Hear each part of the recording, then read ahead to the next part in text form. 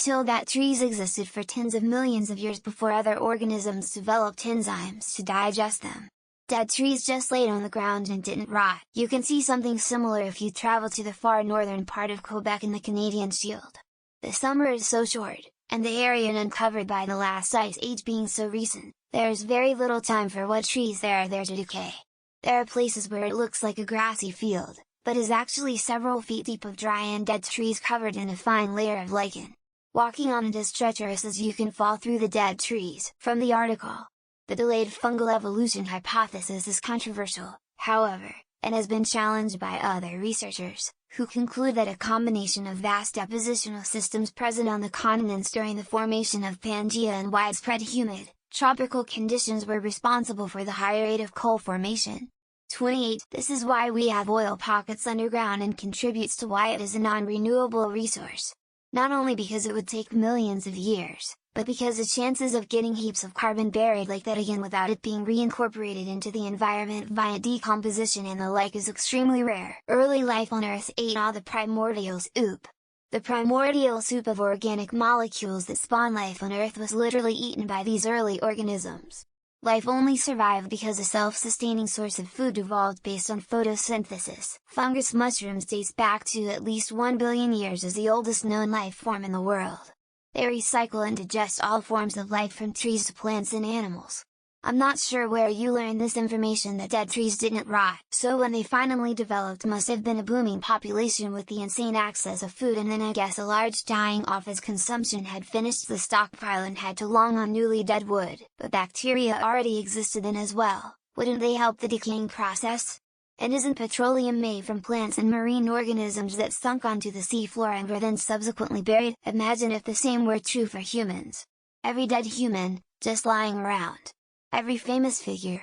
Every dead dictator, well, the intact ones. You could bring them back, when science is advanced enough. Araca spice is melange, smells like cinnamon, provides longer life, blue eyes, and awakens oracle-like powers when ingested by humans. Earth spice is coal? Fitting in a way. We need some perspective here. Revolution around the Milky Way 230 million years. Crocodiles 95 million years. Sharks 450 million years. Trees 350 and 420 million years ago. That's where coal comes from, no? Trees would just pile up and when there was a forest fire, it would just burn.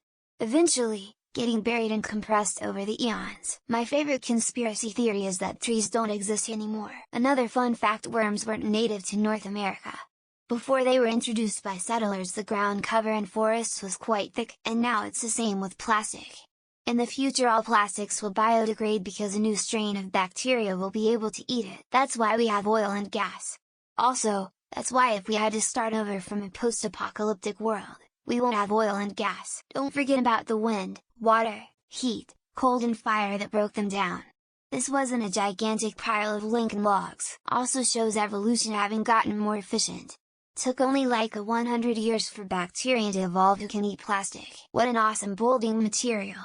The only issue with it would be fire, but at that then that basically indestructible. Will all the plastics we've buried in landfills eventually become some form of oil in a few 100 million years? Yup, and contrary to popular belief that is the origin of oil, not dinosaurs, and that's why oil is non-renewable, which leads to a much higher oxygen level in the atmosphere compared to today, in turn leads to big insects. And that's where a lot of our fossil fuels come from. And subsequently why more doesn't naturally occur. They just didn't lay it on the ground. They were still broken by mechanical processes. The trees. Eroded, perhaps similar to all the plastic in landfills today. One day they will have organisms that digest it. This is the real cause for most oil and coal deposits. They sunk into the ground or got buried. Now you know fossil fuels come from the Carboniferous period. Congrats on getting up to speed, bro! Off your own link states that this is a highly contested theory. You shouldn't state this as fact. I recently found out sharks were around before trees. Which is just mind-blowing to me. Peat bogs exist today. If left long enough, they would form coal.